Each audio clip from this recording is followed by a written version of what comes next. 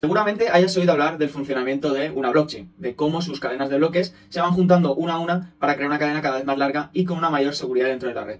Esto no está mal, sin embargo, si quieres dar un paso más allá, vas a tener que comprender un poco cómo funciona por dentro una cadena de bloques. En este caso vamos a ver cómo funciona Bitcoin por dentro, cómo funciona un bloque dentro de la cadena. Básicamente esto lo explico porque mucha gente tiene simplemente el término en su cabeza de se van generando bloques, no me tengo que preocupar por ello. Sin embargo, tenemos muchas cosas interesantes que tratar cuando estamos hablando de un bloque, que sobre todo nos van a ayudar a entender, uno, cómo funciona la cadena y en segundo lugar, a cómo poder beneficiarnos de ella. Esto tiene que ver tanto en un sentido literal de cómo me beneficio yo a nivel económico, si soy un minero de la cadena, pues que me interese minar y me interese saber en este caso cuál está siendo la dificultad o los procesos que tengo que seguir, qué hay dentro de ella, o también desde un punto de vista más de inversión, de gestión de riesgos o incluso de creación de proyectos o soluciones dentro de la cadena, ya que si esta no funciona adecuadamente vamos a tener serios problemas.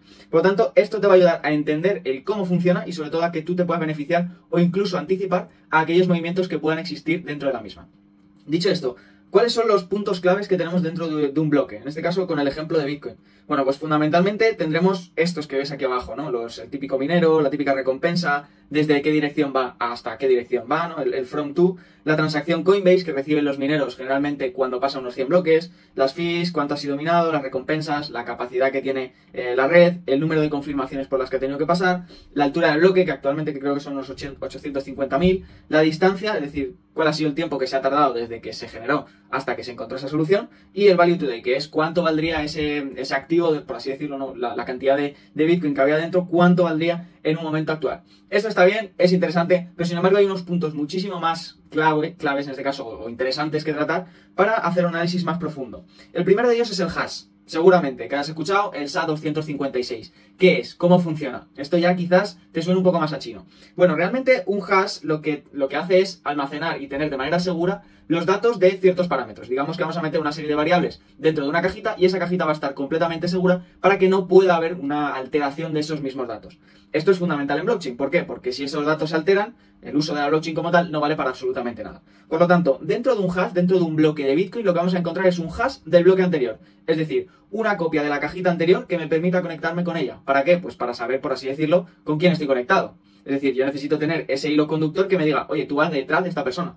Es como en la cola, si tú vas a una cola del médico, pues tienes que saber qué persona está delante para no colarte. Pues esto es exactamente lo mismo. Ahora, ¿qué funciones debe de tener un hash o un SHA-256 para que sea útil, para que sea válido? Bueno, en primer lugar tiene que ser determinista, es decir, tiene que darnos un contexto, tiene que darnos un dato clave, un dato claro que no pueda ser, por así decirlo, modificado, ¿no? Oye, este es el hash y este es el dato que tú vas a tener asociado a ello. Lógicamente tiene que ser computacionalmente eficiente, es decir, si cualquier persona no puede crear un hash, en este caso, dentro de cualquier sitio, dentro de una cadena de bloques, pues no va a ser computacionalmente eficiente. La prueba la tenemos en que cualquiera de nosotros puede llegar a minar. ¿Vale? Yo me puedo meter en mi ordenador y puedo minar Bitcoin. Otra cosa es que por la dificultad que tenga, me pueda tocar o no, porque va a ser más como la lotería, pero puedo hacerlo. Y esa es una de las claves fundamentales, que yo pueda encontrar el hash del bloque anterior. Y por otro lado tiene que ser no reversible, es decir, no puede cambiarse nunca a eso que nosotros tenemos, ¿vale? Por lo tanto, si yo tengo un valor, un hash, ese hash no va a poder cambiar, solo cambiará si va a ir cambiando el contexto. Si yo le añado nuevas cosas, va a ir cambiando a medida que cambien. De ahí la gracia de ser determinista, que es único para cada cosa. Este hash, como dato interesante, fue creado por la NSA, que es básicamente pues, un órgano federal muy importante de Estados Unidos, que tiene que ver con temas criptográficos. Sin embargo, el punto clave, que seguramente no sepas, es ¿por qué hablamos de SHA-256, ¿no? O sea, ¿por qué 256 y no otro? Bueno, esto es muy sencillo. Dentro de los hash y dentro de la criptografía tenemos diferentes tipos de almacenamiento o de niveles de seguridad con la que escalar. En este caso lo asociamos a un 256, pero podemos tener otras como por ejemplo el 125 o incluso el 512, ¿no? Que suelen ser de las más utilizadas. Esto básicamente, el 256, hace referencia al número de bits que tenemos que utilizar en este caso para encontrar esa solución. Por decirlo así, va a ser el nivel de seguridad que nosotros tenemos dentro de la red. Cuanto mayor sea el número de bits que nosotros tengamos, mayor va a ser la cantidad de datos que vamos a tener en ese hash para descifrarlo. Ahora vamos a ver un ejemplo, o sea que no te preocupes, simplemente para que lo tengas en mente. Y por otro lado tenemos los bytes. Un SHA como tal va a tener una serie de bytes que almacenar dentro de su sistema, es decir, yo tengo que crear una serie de datos, pues esos datos tienen un peso, ¿no? Tienen un almacenamiento que debe de ser guardado. Pues cuanto mayor sea el número de bytes, en este caso, como tenemos aquí reflejado, mayor va a ser el espacio. ¿En qué nos afecta esto? Muy sencillo. Si yo tengo un tipo de SHA que fuese más pesado, lo que me va a producir es que cuando yo quiera compartir ese bloque, me va a costar muchísimo más tiempo llevar. Es decir, si tú eres un nodo validador y la cadena de bloques de Bitcoin, en vez de ser de 256, fuese de 512, pues obviamente tardaría muchísimo más tiempo en llegar a otros nodos. ¿Qué ocasiona esto? Pues posibilidad de fallos, de que entre ese intervalo de tiempo pueda venir algún nodo malicioso a intentar dificultar las transacciones o incluso apoderarse de ese bloque, cosa que no queremos. Por lo tanto, importante el espacio que tiene y la seguridad. ¿Podríamos añadirle más seguridad? Sí. ¿Se ha intentado con otro tipo de metodología? Sí. Pero se ha visto que a nivel de eficiencia lo que más conviene dentro de Bitcoin es tener un SHA-256. Para ver el ejemplo nos podemos ir aquí a esta página, ¿vale? Que, bueno, ponéis simplemente pues SHA-256 y vais a ver básicamente cómo funciona. Aquí le meteríamos cualquier input, el que nosotros queramos, y se nos va a generar ese output, como estamos viendo aquí abajo, con ese C5FF, que sería el SHA-256 que nosotros creamos. Si nosotros alteramos, como hemos dicho, ese SHA, pues obviamente nos va a cambiar todo el hash, ¿vale? Que esa es la gracia, lo que hemos visto de que es determinista. Esto también, como digo, lo podemos aplicar a otro tipo de metodologías. Si nos cogiésemos el 256, si yo le meto aquí un input, vamos a ver que el hash es muchísimo más grande. Como os he dicho, cuanto mayor sea el número de bits, mayor va a ser la clave, por así decirlo, que vamos a tener que encontrar. Esto lo podemos aplicar a muchas metodologías, ya lo veremos. Por ejemplo, el KEKAK 256, que emplea Ethereum en algunas cosas con el árbol de Merkle o incluso Polkadot. Pero bueno, para que sepáis que tengamos muchísimos SHAs, pero el que más va acorde con la eficiencia, el costo y la seguridad es el 256 para Bitcoin. Ahora bien, ¿qué más cosas tenemos dentro de un bloque? Tenemos lo que se conoce como el Magic Number, ¿vale? El Magic Number no es más que un identificador, ¿vale? Es decir, yo voy a tener siempre dentro de un bloque un identificador. En este caso, este que estás viendo aquí en pantalla. Este identificador, pues no es más que una especie de registro que nosotros utilizamos para asociarnos a que estamos trabajando dentro de la red de Bitcoin. Por ejemplo, si tú o yo te hablo de la Capilla Sixtina, pues ya lo vas a asociar directamente al sitio en el que está la Capilla Sixtina, ¿no? A Italia, etcétera, etcétera. Ya vas a volcar toda esa información. Ya sabes dónde estás. Pues esto es lo mismo dentro de la cadena. Y esto va a tener un costo de 4 bytes dentro de la cadena, ¿vale? Es decir, siempre nosotros vamos a tener ese tipo de almacenamiento o de gasto dentro de la cadena de bloques de manera predeterminada. ¿Qué más vamos a tener? Vamos a tener un tamaño de bloque. El tamaño de bloque son 4 megabytes. A pesar de que cualquier colega os diga, no, son 2 megabytes. No, son 4 megabytes. Cambió la actualización desde Segwit y demás para que fuese un poquito más pesada de lo que es. Nunca ningún bloque va a llegar a día de hoy a llegar hasta los 4 megabytes. ¿Por qué? Muy importante. Porque tenemos dos tipos de nodo. Los Legacy y los Segwit. ¿En qué se diferencian? Los Legacy, por así decirlo, son aquellos nodos viejos que se han quedado oxidados, que no han querido actualizarse a una nueva versión, como si fuese el Apple y te cambias al iOS 18 y tú te has quedado en el iOS 16. Pues obviamente vas a estar desactualizado. ¿Esto afecta a la cadena? Realmente no afecta a la cadena. Simplemente lo que nos va a afectar es que ese tipo de personas, este tipo de nodos, no van a tener acceso a esa nueva actualización o a esas nuevas versiones. En cualquier momento el nodo se puede actualizar siempre que le apetezca hacerlo. ¿Puede no hacerlo? Pues porque no le interesa a nivel de eficiencia o porque no sepa hacerlo o por cualquier otro tipo de motivo. Pero no afecta como tal a la red. Entonces, ¿cuál es la diferencia? Pues que con los nodos Segwit lo que se hace es eliminar lo que se conoce como el Segregated Witness, ¿vale? El Segregated Witness no es más que una parte de la transacción en la que aparece un testigo. Digámoslo así, hay alguien ojeando que esa transacción sea correcta. Lo que se hace aquí es reducirlo, quitamos eso, entonces lo que conseguimos es que entren muchísimas más transacciones.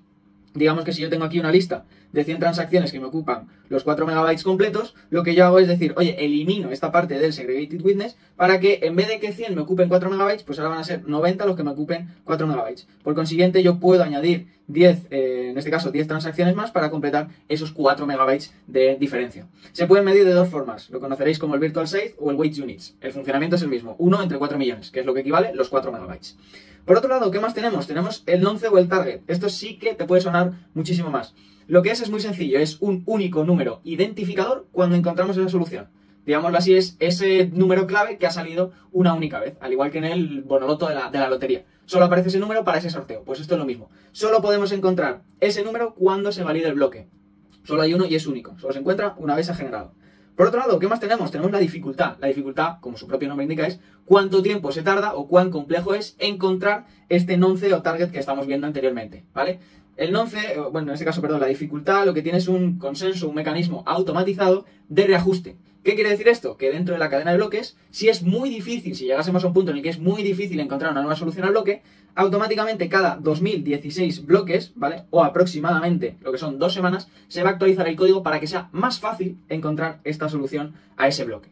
Al revés, si tardamos muchísimo menos de 10 minutos, por ejemplo, imaginémonos, tardamos 3 minutos siempre en encontrar esa solución, pues lo que va a hacer es incrementar la dificultad. ¿Para qué? Para que al minero le cueste más encontrar esa solución. Y esto es un punto clave, porque cuanta mayor dificultad tengamos, más profesional se va haciendo la red y más compleja es que alguien la vulnere. Por eso seguramente habrás visto el típico gráfico que te dice, no, la dificultad de Bitcoin está subiendo y está en máximos históricos. Esto es normal. Cada vez tenemos equipos de informática y de software que son muchísimo más complejos, con esos sistemas ASIC que seguramente ya conocerás, esos sistemas de minado tan grandes, con esos rigs de minería, que lo que hacen es dificultar ese procesamiento y por lo tanto, pues, que la red se vaya ajustando según las necesidades.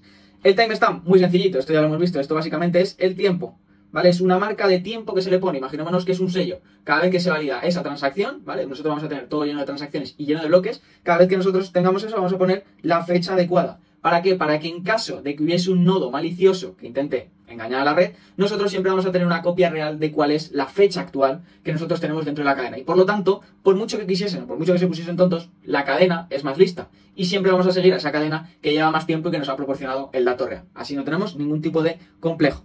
Después tendríamos el árbol de Merkle, que también ocupa un espacio dentro de un bloque, ¿vale? Tenemos un peso, dentro de esos 4 megabytes totales, pues tenemos una parte que van a ser esos 32 bytes dentro de la cadena que va a ser el Merkle Tree. El Merkle Tree se diferencia en dos procesos fundamentales. Vamos a tener la típica cadena, como si fuese esto, un árbol genealógico. Vamos a tener nuestras transacciones, que a su vez van a generar esos SAS, como vemos aquí, esto sería SA1, SA2, SA3, así hasta que lleguemos al máximo de tope de esas transacciones. ¿Vale? Aquí tendríamos la TX1, que sería transacción 1, que yo, por ejemplo, hago a otro usuario, y van a ir subiendo a medida que se vayan juntando, ¿vale? Van a ir juntándose 1, 2, 3, 4, 5, 6, así sucesivamente. Y van a ir formando una rama hasta llegar a la cima. Esa cima será el Merkle Root. El Merkle Root es otro hash diferente que se crea. Yo tengo aquí mi SHA-256 con el valor 1, 2, 3, 4, pero dentro de esto voy a crear otro SHA que es ese Merkle Root. Este Merkle Root es el que se envía a la cadena.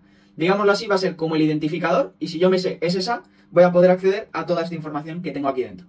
¿Cuál es la ventaja de utilizar este sistema de SHA? Pues que si yo necesito confirmar o ver una transacción, no voy a tener que ver absolutamente todas las transacciones que yo quiera, sino que directamente voy a poder coger la línea que más rápido me sigue y decir, oye, la transacción 4 tiene un fallo. Vale, pues vamos a hacer esto o lo otro. Pero no hace falta que yo pase por este lado izquierdo, porque yo ya tengo toda esa ruta ya bien segmentada, ¿vale? Sí que es importante que tengamos en cuenta, dentro de un Merkle Tree no puede haber valores impares, siempre tienen que ser pares. ¿Qué sucede en el caso de que aquí tuviésemos un 5, por ejemplo, de 5 transacciones? No sucedería nada. ¿Por qué? Porque la propia red va a crear una transacción falsa, sin ningún tipo de valor. ¿Para qué? Para poder generar esa combinación, ¿vale? En este caso con el 5-6. Vale, digámoslo es así, es una transacción ficticia que se crea para que todo sea par y no tengamos problemas cuando lleguemos a la cima de ese Merkle Root. Así que es un dato nuevo que seguramente que no sabrías. Por último, tendríamos lo que es el Transaction List, que no es más que la lista de todas las transacciones, pues usuario 1, usuario 2, cada una con la información de cada transacción que contiene dentro, y el Transaction Counter, que nos va a decir cuántas transacciones tiene la cadena. Por ejemplo, este bloque tiene 250 transacciones. Vale, pues ya está. Eso es un dato que ocupa una serie de espacio, pero no hay más allá de eso. Y luego tendríamos el header, que no es más que lo que se conoce, bueno, pues como una cabecera. ¿Vale? La cabecera fundamentalmente nos sirve para los nodos ligeros. Es decir, yo soy un usuario, no quiero actuar como nodo completo, yo no quiero validar, simplemente quiero observar información o consultar cierto tipo de dato. Pues yo me puedo convertir en un nodo ligero y lo que me permite esto es saber de manera mucho más rápida con ese header qué tipo de información busco. Digámoslo así, eficiencia el proceso de búsqueda de cualquier dato dentro de un bloque. Y esto es interesantísimo, ¿por qué? Porque cuando tú mismo estás analizando la cadena de bloques, los típicos gráficos de Glassnode, de Nansen, de CryptoRank, cualquier tipo de cosa que estás obteniendo, todos los datos vienen de aquí. Entonces tienes que saber cómo funciona esto por dentro, porque si no puede llegar un momento en el que no tengas los datos suficientes o incluso vengan mal. Por eso tienes que ser muy consciente de todo ello. Aquí cogí una foto básicamente de cómo se vería en blockchain.com y es un poquito pues todo lo que hemos estado tratando, ¿no? La función hash, pues con un número mínimo de ceros, capacidad que tiene la red, la distancia, es decir, cuánto se tardó en encontrar ese bloque, en tramitarlo, etcétera, etcétera. Los bitcoin que había de valor dentro de ella, ¿vale? El valor en dólares también lo tenemos aquí, que son 204 millones, y aquí, bueno, gastos, comisiones, la altura del minado, las recompensas, etcétera, etcétera, etcétera. Entonces, digámoslo así, el proceso sería el siguiente.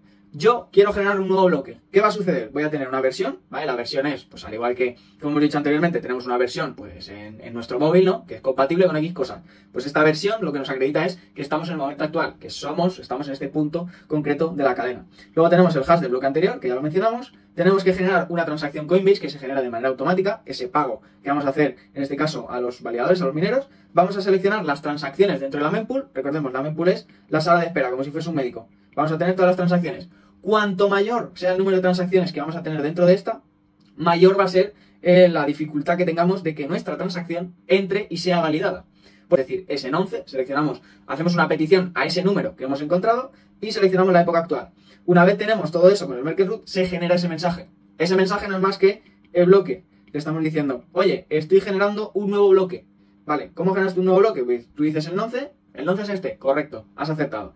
Se crea esa concatenación con el bloque header, como indicamos la criptografía, la codificación, y ya, si se satisface el target, vamos a propagar ese bloque. Lo que hago es compartirlo con el resto. ¿Para qué? Para que todos tengamos ese registro distribuido y tengamos todos la misma información.